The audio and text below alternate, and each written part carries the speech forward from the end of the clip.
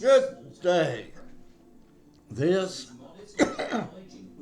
is your hillbilly historian coming to you from the hills of East Tennessee, your Appalachian hills of East Tennessee, your hillbilly historian, with some discussion today. I want to talk about liberals and liberalism. Now, when I was young in college, liberalism was a good thing. Uh, Today, liberals, progressives, communists, Marxists, whatever you want to call them, they're shit crazy. They're just morons trying to make life miserable for everybody, breaking the laws. Antifa, Black Lives Matter, all these people, they're just batshit crazy. When I was young, liberals were awesome, working for the good things.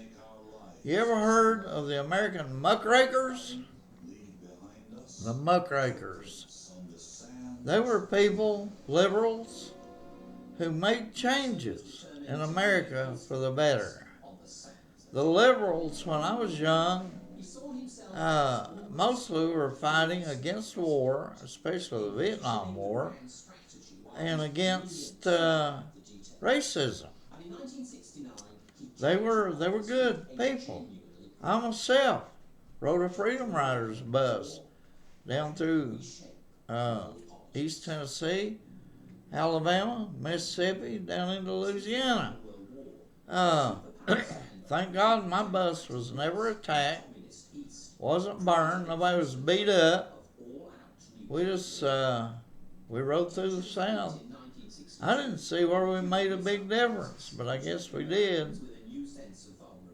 But liberals were against hosing blacks, sicking the dogs on the blacks, beating the blacks. But black liberals today are batshit crazy, begging for reparations. Reparations. We want reparations. Well, my God, you got 40 acres and a mule in 1865. What'd you do? Throw them away? Throw it away? Sell it? Buy whiskey? Excuse me, folks. But these, the liberals, black liberals today are just beggars. Crazy. They want violence, cruelty. But that ain't the way liberals used to be. Liberals used to, especially the Muckrakers. Lewis Sinclair. I used to call it Lewis Sinclair and Sinclair Lewis. But it was Upton Sinclair. Frank Norris. These women who protested the Muckrakers against lynching in the South. There was a lot of lynching. Blacks in the South, Mexican Americans in the Southwest, Orientals in the Far West, and Indians in the Midwest. Abraham Lincoln was one of the biggest lynchers in American history.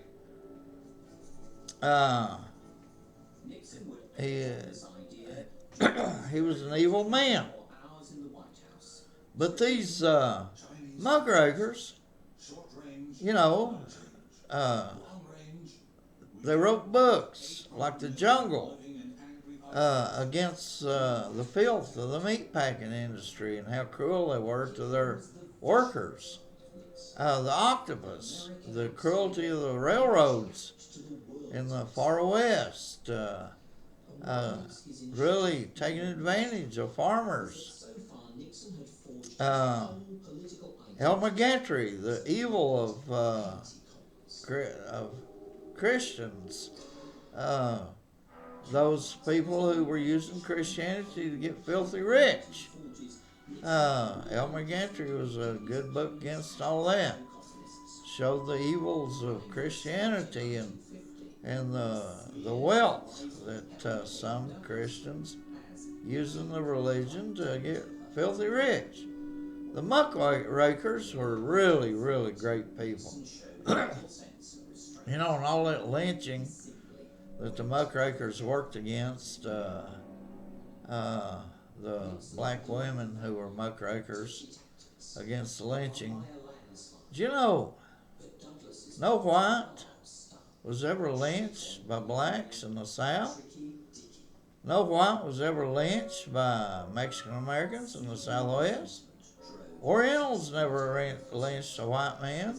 Indians never lynched a white man. But we sure did lynch a lot of them. Seemed to be one of our favorite ploys to try to keep all races in their place. Yeah, keep them in their place. Don't let them get out of their place. Don't let them vote. Don't let them have power and or influence in society. But Muckrakers helped put a stop to that. Those were liberals who were working for the best, the betterment of mankind. Today, liberals are working against the betterment of mankind. They want to spend money on African transgenderism. Amazing. Liberals want to spend money for transgenders to read to black children in Africa. Sick people. Liberals have become sick. Really sick. But in the old days, liberalism meant something. In fact, I attended Berea College in Kentucky.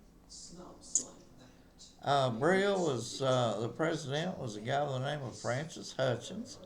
His brother was Robert Maynard Hutchins, president of the University of Chicago, who created the Great Books program and what he called liberal arts education. And your first 2 years at Berea, you had to take a whole lot of courses and a whole lot of subjects. They wanted to introduce you to a little bit of everything. In that liberal arts education, you got a little bit of science, biology, psychology, sociology, history, Western civilization, English, Old Testament Bible, New Testament Bible. It was really, really a broad liberal arts education before you went into your major. And I think, it was really good. Liberalism meant something in those days. Today it means batshit crazy. But the Muckrakers were a really great bunch of people, wrote some great books. The Jungle. They used to tell that Teddy Roosevelt was eating breakfast and reading The Jungle and about the meatpacking industry, and he was having sausage and eggs, and when he read about how they made sausage, he threw up all over the table and the dining room floor, and it really got him. And he instituted the FDA, Food and Drug Administration, where they could keep an eye on how food was manufactured and try to make it so that you didn't have to throw up every time you ate a meal. But yeah, these Muckrakers, they were, Upton Sinclair Lewis, all these people, Frank Norris, these black women who muckraked against the lynching in the South. They were really great Americans. Great Americans. They worked hard to make the world a better place for mankind. And that's what every human on this planet should do, is work for the betterment of mankind, not the detriment of mankind. Uh, it's sad that our liberalism has led to the depreciation of the black culture in this country, and that our people in this country, especially the blacks, are resorting to so much crime in places like Memphis, Tennessee, and Chicago, Atlanta have become centers of horrendous crime uh, coming right out of the black people who 10% of our population is committing 60 or 70% of our crimes. And they wonder why there's so many blacks in prison. It's sad, really, that uh, this has happened. You know, what's amazing is uh, 80, 90 years ago, the Jewish people in Europe were uh, devastated. 6 million of them, almost 6 million, between 5 and 6 million of them murdered and had all their wealth and everything taken away from them. And look at the Jews today, how they've rebounded. You know, Israel's one of the wealthiest nations on earth, uh, and they are really business oriented. And the Jews that are still in Europe are now back up there because they have a culture of hard work and effort and managing, maintaining wealth, and creating wealth.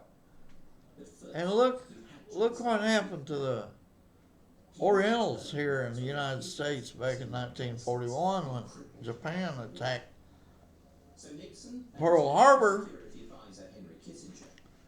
The Japs were all rounded up, put in concentration camps. Their property, their homes, their businesses were taken away from them. They were basically reduced to zero wealth and being fed by the government in the concentration camps. But after the war, they were let out. And what race is the wealthiest race per capita in America today? Is your Orientals, your Asians. Why? Because they have a culture of hard work, education, managing businesses, managing their wealth, maintaining wealth, creating wealth. Blacks have none of that. No, even when they have created an industry that gives them wealth, like rap music, they destroy it with filth. And they waste their money. They don't know how to manage or maintain their wealth. They waste it, you know, on gold chains around their necks and big cars and big homes and Game Boys and stuff. And they don't manage their wealth. Not the way they should. Now some do, like Michael Jordan and Shaq O'Neal and George Foreman. And some of them are really smart when it comes to managing their wealth and their business and all that. O.J. Simpson was doing real well until he let his ghetto Congo culture come out in his behavior, his ghetto behavior. He let it come out and it destroyed him. Destroyed his wealth, his opportunities, everything. He just became a NGGA, a nigga, overnight. Shame, because OJ had really learned how to create wealth, learned how to operate in the white community, and he took advantage of it for a long time, but he couldn't control his emotions when it came to his love life. And He let his ghetto behavior, his Congo African morality come out, and that destroyed him. It was a shame, because we all admired the guy. We admired him for what he was doing, but liberalism destroyed him. When you lose control of your behavior and your actions and everything, yeah, that's it. You know, divorces destroy American wealth. You know, it destroys a family fortune. Uh, and both sides lose. But anyway, Muckrakers. Liberalism used to be a good thing, working for the betterment of mankind. Uh, Martin Luther King, men like that, were great liberals working for the betterment of mankind. Your muckrakers working against lynching, working against the abuse of big industry against workers. With books like The Octopus, The Jungle, uh, Elmer Gantry, and all this, working for the betterment of mankind. And books like To Kill a Mockingbird by Harper Lee, uh, about the abuse of blacks in the South, the abuse of the justice system against blacks. And those liberals like that worked for the betterment of mankind. But today, with BLM and Antifa, all these black congressmen that have gone crazy in D.C., liberalism now is a bad thing. We've got these mayors coming out against ICE and protecting illegals, lawbreakers. You know, sanctuary, the concept of sanctuary came out of the Middle Ages. The Catholic Church had become a criminal organization all across Europe, and they come up with the idea of sanctuary to protect their criminals. If you can make it to a Catholic church, then the secular law enforcement could not touch you. And that was a false concept to protect criminals, and that's what it is today. Sanctuaries to protect criminals and the illegals. It's liberalism gone amok. They're no longer muckraking for the betterment of mankind. They are utilizing their views to destroy, to bring down the goodness of mankind and his advancement. But anyway, this is your hillbilly historian coming to you from the hills of East Tennessee. And you guys have a fine day.